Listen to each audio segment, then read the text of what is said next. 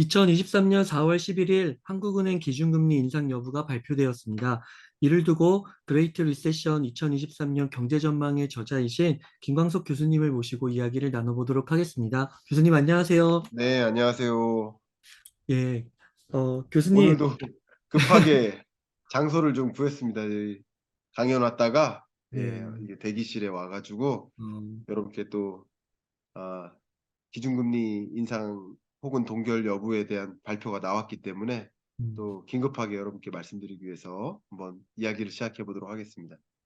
네, 정말 바쁜 스케줄 속에서도 이렇게 중요한 이슈가 있을 때마다 즉시 분석해 주셔서 너무 감사의 말씀드립니다. 제가 감사합니다. 예. 예, 교수님. 지금 이제 한국은행의 기준금리 인상 여부가 발표되었는데요. 좀 어떻게 네. 보셨는지 총평 좀 부탁드리겠습니다. 네. 동결될 것이다라고 시장에서 기대를 많이 했었고요. 저도 여러 가지 이유들을 거론하면서 아마 얼마 전부터 한두 달 전부터 기준금리 추가적인 한국의 인상은 좀 어려울 것이다라고 말씀드렸는데 여러분들이 예상했던 그대로 동결이라는 발표가 났고요.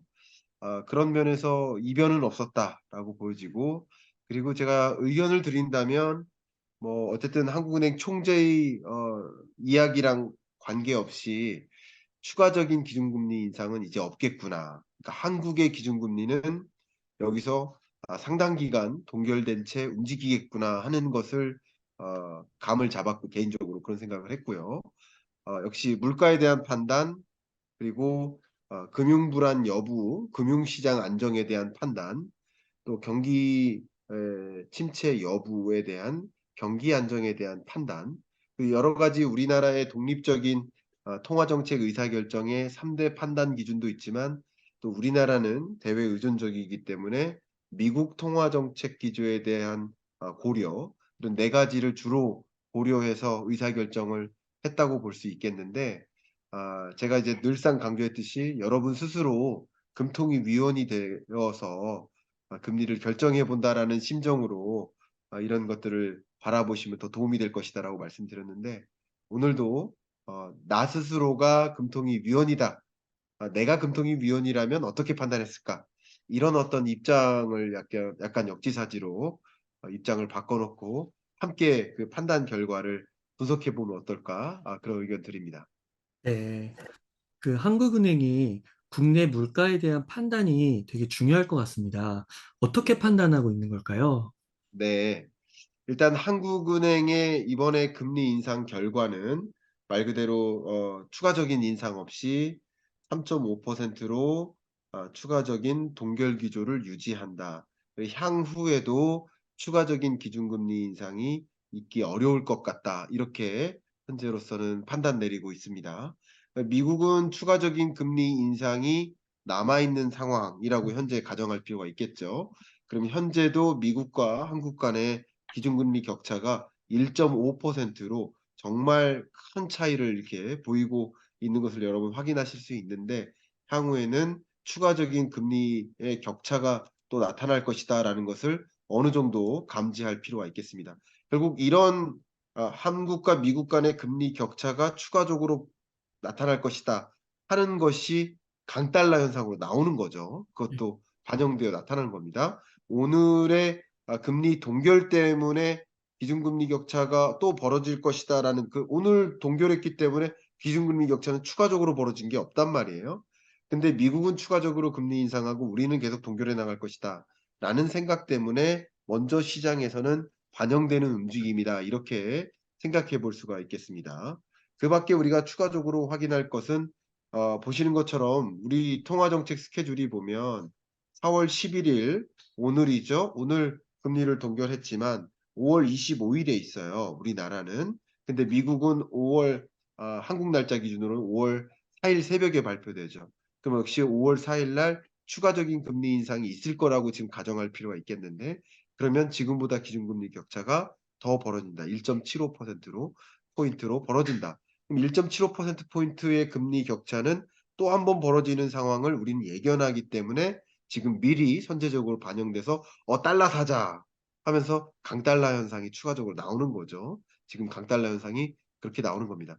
자, 그러면은 이렇게 한국과 미국의 기준금리 격차가 벌어지는 것이 전혀 신경 쓰이지 않을 수는 없는데 '왜 이렇게 금리를 동결했을까?'라는 것을 하나하나 따져 볼 때 먼저 물가에 대한 판단이 있어야 되겠죠. 지금 보시는 것처럼 미국은 추가적인 기준금리 인상이 있을 것이라고 시장은 거의 믿고 있는 상태예요. 네. 그럼에도 불구하고 금리를 동결할 수밖에 없었던 이유들을 여러 가지 관점에서 한번 살펴보겠습니다.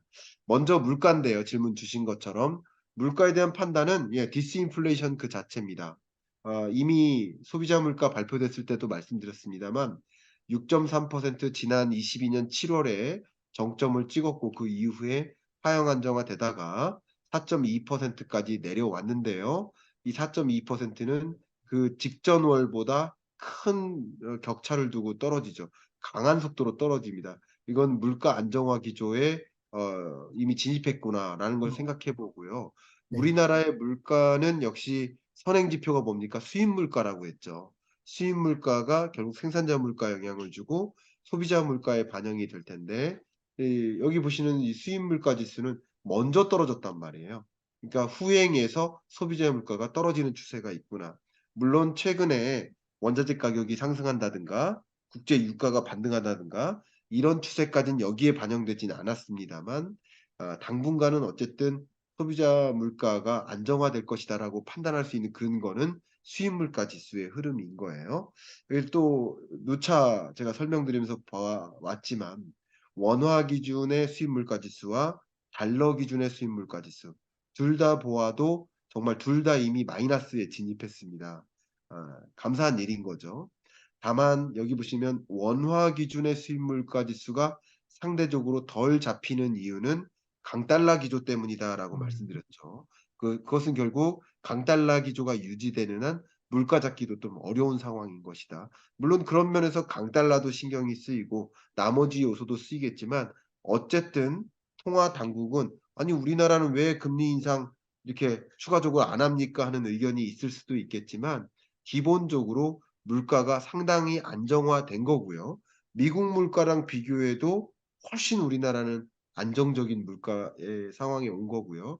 아마도 이제 4월 물가 상승률은 3% 대에 진입하지 않겠느냐 이렇게 한국은행은 판단하고 있고요. 그것이 선제적으로 금리를 추가적으로 인상할 필요가 많지 않다 이렇게 판단하는 입장이라고 금통위 위원들은 생각하고 있고요. 마지막 한국 물가에 대한 한국은행의 판단은 23년 상반기가 4.0 하반기가 3.1 어쨌든 안정화되는 흐름으로 갈 것이다. 올해 연간 3.5% 다라고 이렇게 판단하고 있기 때문에 추가적인 금리 인상 없이도 물가는 안정화 기조에 올 것이다. 물론 걸림돌들이 있겠지만 현재로서는 걸림돌이 있다 하더라도 그 속도가 더디더라도 안정화되는 흐름은 유지될 것이다라는 어떤 기조적인 판단, 물가에 대한 기조, 그 판단 때문에 한국은행은 금리를 추가적으로 인상하는 것이 좀 부담이 되지 않겠느냐 이렇게 보는 입장이라고 볼 수 있겠습니다. 네. 그 한국은행이 기준금리를 동결한 게 말씀해 주신 대로 미국의 통화 정책과 무관할 수는 없을 것 같은데요. 네. 그 미국의 금리 인상 기조는 좀 어떻게 보시는지요? 네. 일단 미국의 통화 정책 기조 정말 궁금한 것도 많이 있는데 제가 누차 강조해 드렸기 때문에 미국은 어쨌든 추가적인 기준금리 인상을 한 번 더 단행할 것이다. 이렇게 판단하는 입장입니다. 어쩌면 이 5월 3일 날 FOMC 회의 결과가 마지막 기준금리 인상이 될 가능성이 높다. 추가적으로 기준금리 인상을 안 하거나 한 번 더 하거나 이게 가장 큰 무게를 두고 있는 입장인데요.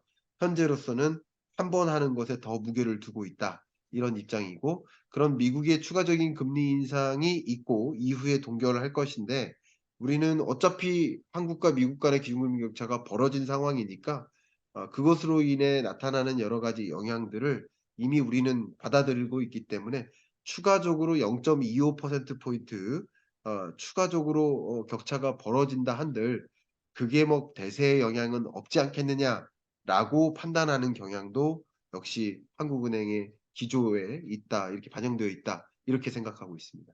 네. 교수님 그 물가뿐만 아니라 한국은행이 또 보는 국내 경기에 대한 진단도 중요할 것 같은데요. 이 네. 부분은 좀 어떻게 판단하고 있는 걸까요? 네, 맞습니다. 한국은행이 바라보고 있는 한국 경기에 대한 판단, 이 굉장히 중요한데요. 결국 한국은행이 제시하는 경제 전망인 거죠. 여러분들께는 오늘 밤 10시에 IMF 경제 전망 보고서가 발표가 되고 그것에 더 관심을 기울여 주실 필요가 있겠다. 역시 즉시 분석으로 밤 10시에 이 영상이 나갈 것입니다. 그걸 좀 기대해 주시길 바라고요. 현재로서는 한국 경제 성장률에 대한 그 전망치의 변화를 확인해 보시면 도움이 될 텐데 피치사는 1.2%로 보고 있습니다. OECD는 1.6%로 보고 있는데 기존의 1.8%에서 하향 조정한 거예요. 국회 예산정책처는 기존 2.1에서 1.5%로 큰 폭으로 하향 조정했고요. ADB는 1.5%로 전망하고 있고 또 AMRO 같은 경우도 1.7%, 전반적으로 1.7에서 1.5로 하향 조정한 흐름. 그러니까 평균치가 1.5%니까 한국 경제 성장률 전망치 자체가 매우 부정적이다.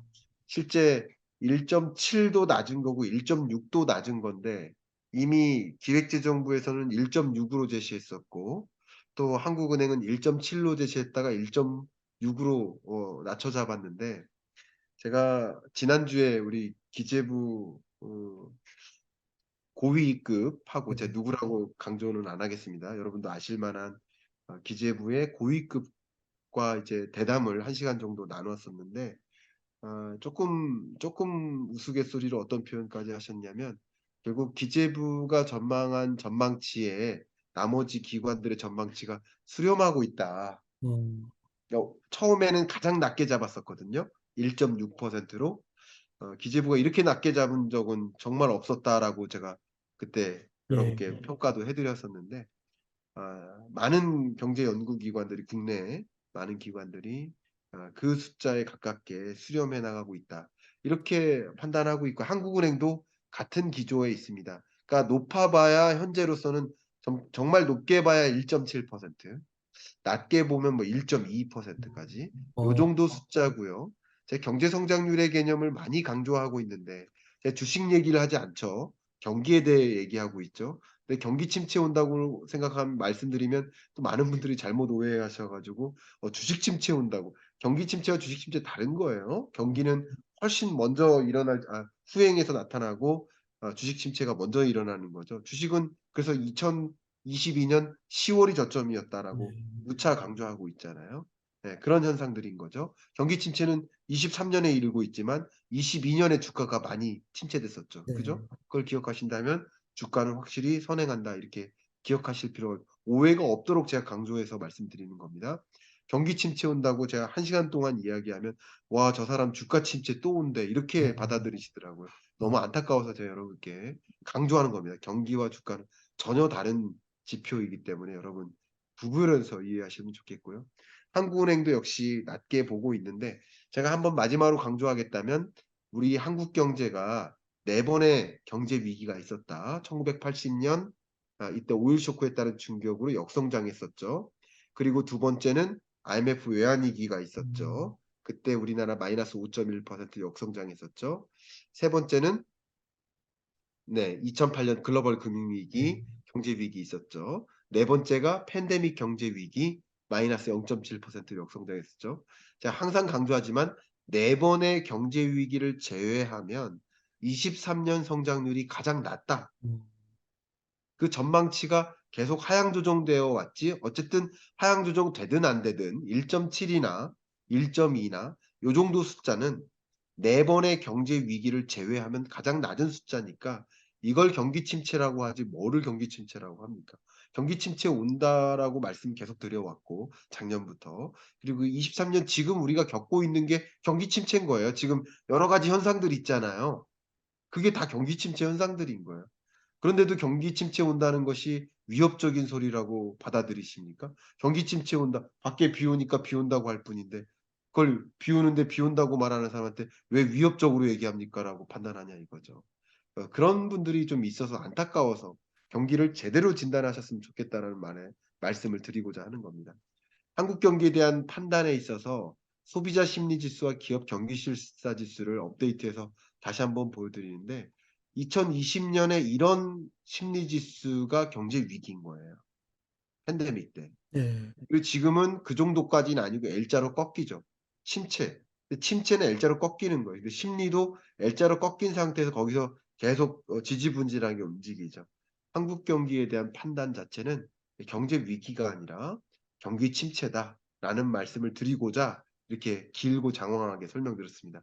한국은행도 마찬가지 경기 침체 현상으로 받아들이고 있습니다. 다만 이 경기 침체 자체는 이미 용인된 거고 유인한 거고 왜? 물가를 잡기 위해서 수요를 떨어뜨리기 위해서 그래야 물가가 잡히니까 음, 유인한 수준의 경기 침체인 것이기 때문에 이게 뭐 좋고 호황이라고 평가할 수는 없겠지만 어느 정도 중앙은행에서 예상한 그런 경기 침체가 찾아오는 것이고 유인된 수준이 이미 온 것이고 그렇기 때문에 향후에는 경기가 뭐 완전히 꺼져가지고 시스템 리스크나 경제 위기로까지 가지 않는다고 가정한다면 어쨌든 이런 기준금리 동결 행보를 유지해 나갈 것이다. 추가적인 인하는 당장 있기는 어려울 것이다. 이렇게 말씀드리겠습니다. 네, 경기 침체 관련해서 여러 데이터들을 공인된 것과 함께 교수님의 이렇게 의견까지 들려주셔서 감사합니다. 제가 감사합니다. 네. 네, 교수님, 그러면 또 교수님께서 강조해 주는 것이 그 물가, 또 경기, 또 한 가지가 이제 금융이 있는데요. 맞습니다. 국내 금융 불안 상황은 좀 어떠한가요? 네, 금융 불안 상황 좀 말씀드리겠습니다. 얼마 전에 말씀드리면서 강조해 드렸었는데요. 다시 한번 몇 가지만 짚고 넘어가도록 하겠습니다. 지금 비은행 금융기관에 대한 관심이 집중되고 있습니다. 국내 금융 안정 상황에서는 비은행 업권별 고정 이하 여신 비율 이게 올라가면 올라갈수록 불안해진다라는 뜻인데 많이 불안해진 상황 여러분 확인하실 수 있고요.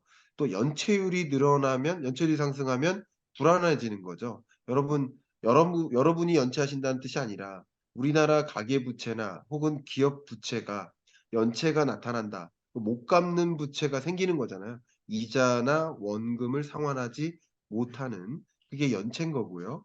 연체가 3개월 연속이 되면 그건 부실이라고 말씀드렸었죠. 연체율이 늘어나는 부실해진다라고 판단할 수 있는 가장 중요한 잣대 중에 하나입니다. 금융 안정 여부를 판단하는 그리고 비은행 업권별 총자산 이익률을 보면 떨어지고 있는 것을 보면 비은행 금융기관 은행이 있고 비은행 금융기관이 있는데 비은행 금융기관 가장 대표적으로 은행, 보험, 증권 이게 네. 3대 금융사인데 은행을 제외한 나머지 금융기관 이렇게 판단하시면 좋겠고 그 밖에도 상호금융이나 저축은행이나 이런 것들도 비은행 금융기관이라고 볼 수 있겠죠. 이런 은행들이 부실해지고 있다라는 것을 한국은행이 진단한 사례라고 볼 수 있겠습니다. 그 밖에 제가 강조했었던 게 중소건설기업들이 좀 위험하다. 특히 지역 네. 수도권이 아닌 지역의 한계 기업, 부실 위험 기업의 비중이 늘어나고 있다.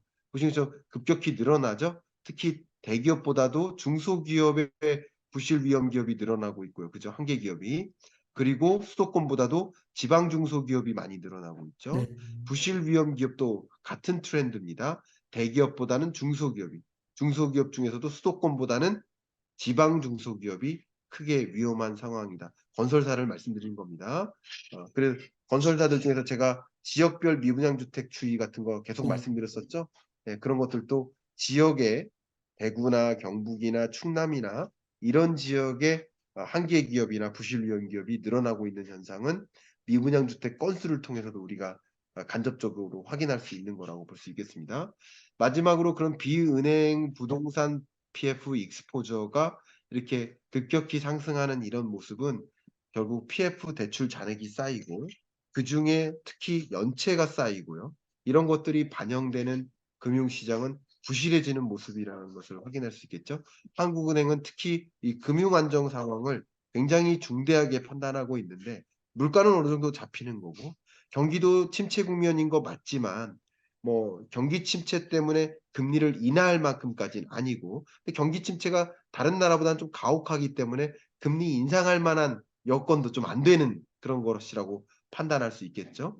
세 번째는 금융 안정 상황은 매우 걱정이 되는 그런 네. 대목이라고 볼 수 있겠고요. 이런 것들을 고려했을 때 그래도 뭐 잃는 건 잃고 뭐 얻는 건 얻는 것인데, 제가 항상 강조하다시피 재정 정책은 특정 계층을 위해서 할 수 있어요. 예를 들어서 재난지원금을 음. 뭐 자영업자를 위해서 제공할 수 있어요. 네. 그러나 통화 정책은 마치 비와 같아서, 아. 재정 정책은 호수예요.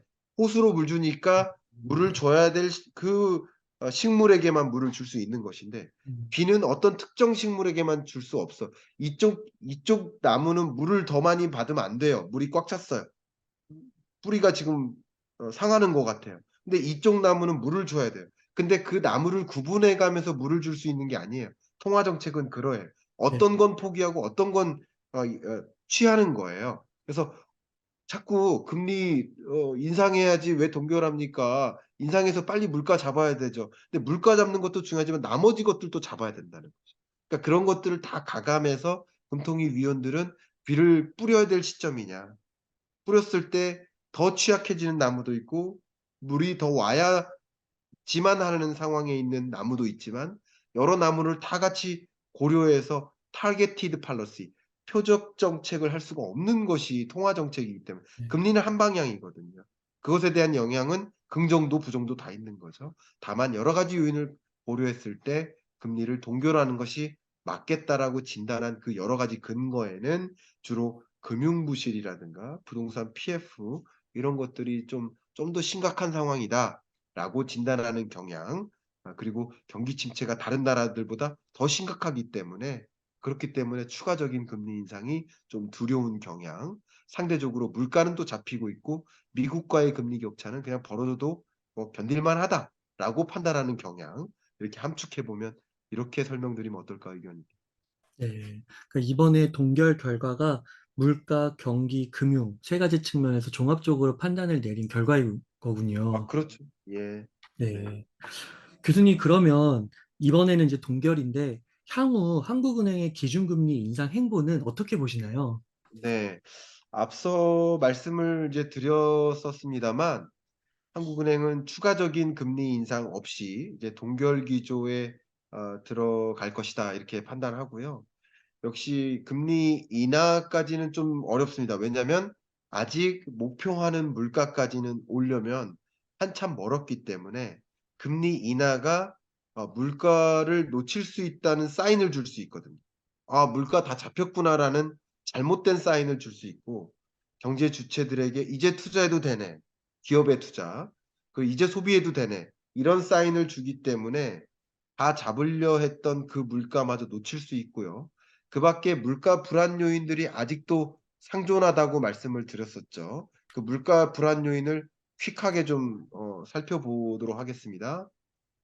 보시는 것처럼 CRB 커머디티 인덱스로 원자재 가격 지수를 확인할 수 있는데, 이 원자재 가격 지수가 전반적으로 하향 안정화되는 흐름, 이게 물가 안정화에 상당 부분 기여한 것이다라고 말씀드렸어요. 근데 3월 이후에 이 CRB 인덱스가 다시 치솟죠. 이 치솟는 것은 중국의 리오프닝이 무관하지 않습니다. 이게 결국 원자재 가격을 다시 불안하게 만드는 지배적인 요인이고요. 그리고 물가 불안 요소로서 국제 유가의 반등, 감산 합의 네. 이행 이후로 감산 합의 이후로 국제 유가가 다시 반등하는 거, 이 원유 가격이 다시 반등하면 원자재 가격이 다시 반등하는 것이고, 이것이 결국 소비자 물가를 잡는 데 녹록지 않게 만들 수 있다. 이건 불안 요인이고요. 강달러 기조가 계속 유지되죠.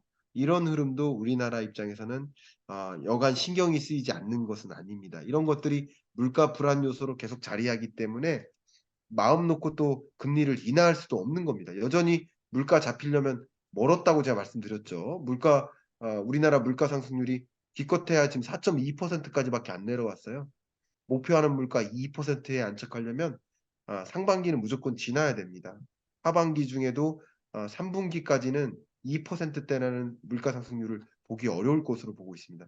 그런 관점에서 역시 금리를 추가적으로 인하할 수도 없는, 그리고 인상할 수도 없는 네. 그런 입장이기 때문에 향후 동결 기조를 계속 유지할 것이다, 이렇게 판단하고 있습니다. 네. 교수님, 너무 즉시 분석 이렇게 잘 해주셨는데요. 끝으로 좀 한 가지만 더 여쭤보겠습니다. 네, 다름이 아니라 이제 부동산 시장에 좀 네, 이러한 금리 인상 동결 결과가 어떤 영향을 줄까인데요.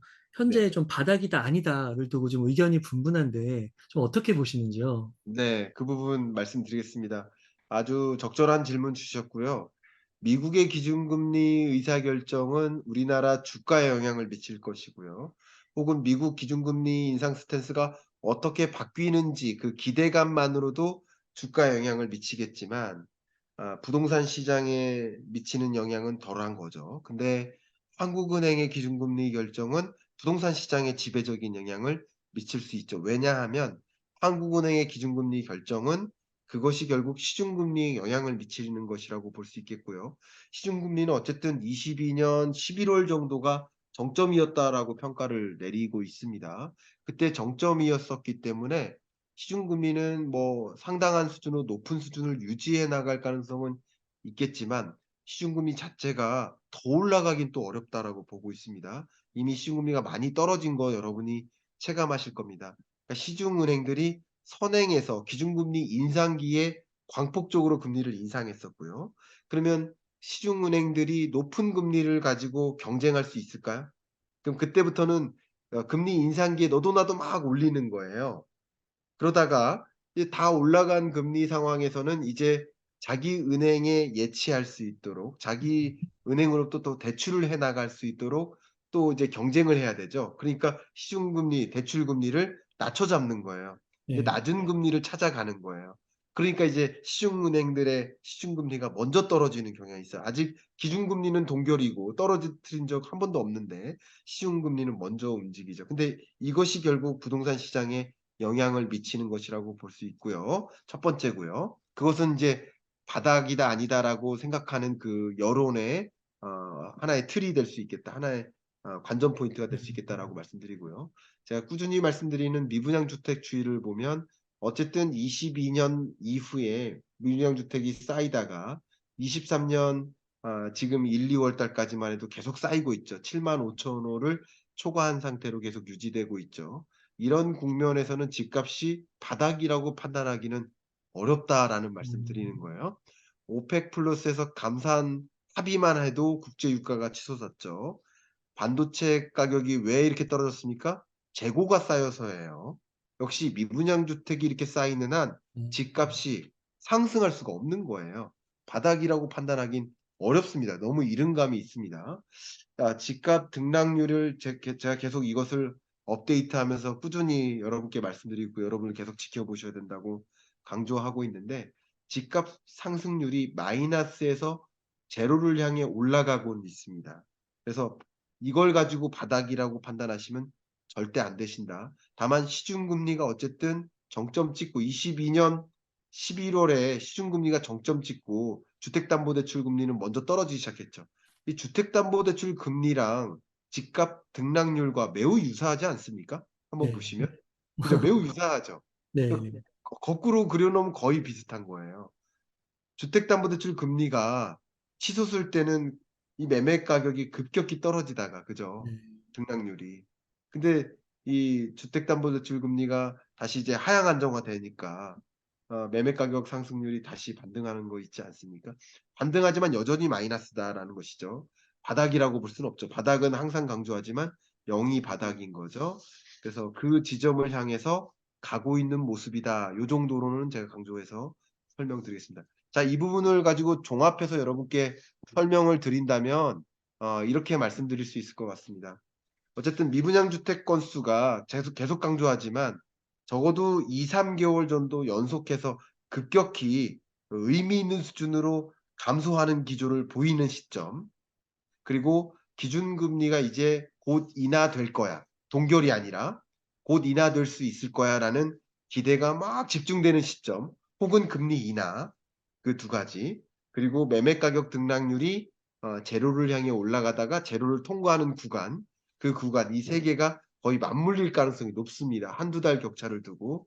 그런 지점이 23년 뭐 끝자락이지 않을까 현재로서는 그렇게 판단하고요. 23년 연내에는 집을 사지 마시라고 내 집 마련의 시점이 안 온다고 말씀드렸는데 저는 좀 이르면 제가 누차 강조하지만 23년 끝자락엔 올 수 있다. 예 올 수 어. 있다라고 말씀드리고요. 그래서 23년 끝자락을 어느 정도 타겟을 하고 매수 시점이 거의 조만간 오지 않겠느냐. 왜냐하면 계속 말씀드리지만 금리 동결 그 자체가 뉴 노멀로 받아들이는 거거든요. 여러분 지금 기준금리 3.5% 높다고 생각하실 수 있지만 2020년, 21년의 경험의 기초에서 높다고 판단하시는 거예요. 근데 과거 우리나라 기준금리는 4, 5, 6 이런 적이 있었습니다. 그때 내 집 마련 열심히 했었거든요. 네. 그러니까 그런 뉴 노멀이 또 오는 거예요. 그렇기 때문에 저는 이렇게 기준금리 레벨이 높은 것보다는 '기준금리 인상기에 조정이 많이 되는 것이다.'라고 생각을 하고 있기 때문에 이런 것을 좀 판단을 해서 매매 시점이나 이런 것들을 좀 어느 정도 23년 연내 안 올 수도 있지만 '올 수 있다.'라는 생각도 어느 정도 저는 하셨으면 좋겠습니다. 저의 어. 의견은 그러합니다. '올 수도 있다.'라고 전제를 하고요. 그리고 내 집 마련의 시점을 좀더 접근해 나가기 위해서 이런 미분양 주택 건수 발표, 금리 동결 기조에서 인하 기조로의 전환, 그리고 이 매매 증감률이 언제 또 마이너스 0.1 이나 0에 가깝게까지 오는지 이런 것을 같이 지켜보시면서 내 집 마련의 적정한 타이밍을 좀 잡으시기를 추천드리고 싶은 마음입니다. 아 네. 감사합니다. 시청자님들께서 이 즉시 분석을 계속해서 팔로우업 하셔 가지고요. 그 네. 무주택자이신 분들은 내 집 마련하는 그 타이밍을 적절하게 가늠해 보시면 정말 큰 도움 될 것 같습니다. 예. 교수님 그러면 끝으로 좀 강조하고 싶으신 말씀 부탁드리겠습니다. 네. 뭐 끝까지 들어 주신 분들께만 제가 홍보의 말씀을 좀 드리도록 하겠습니다. 계속 강조해서 말씀드리고 있지만 즉시 분석을 통해서 제가 보여 드리고 있는 이런 내용들은 제가 기초적인 경제학 원론이라든가 경제학 개념이라든가 그 언어 그 자체에 대한 설명은 다 못해 드리고 있어요. 그래서 "어떻게 경제 공부에 입문할 수 있습니까? 어떻게 하면 가장 쉽게 경제에 접근할 수 있습니까?" 경제 입문에 대한 관심을 많이 갖고 계신데 그런 질문 주신 분들께 저와 함께 경제 공부 무작정 따라하기 네. 23 강을 통해서 경제의 개념을 완전히 바로잡고 그리고 즉시 분석의 나래를 펼치시면 어떨까. 저와 함께 금통위 위원이 되어서 스스로 경기를 진단하고 스스로 또 금리 인상 결과에 대해서 분석해 보고 저와 같은 생각이네. 저는 다른 생각입니다."라고 대화할 수 있는 그런 여러분이 되실 수 있도록 경제 공부 무작정 따라하기 준비했으니까 링크 삽입해 드릴 테니까 관심 있으신 분들 많이 참여해 주시길 부탁드리겠습니다. 아 네 교수님 감사합니다.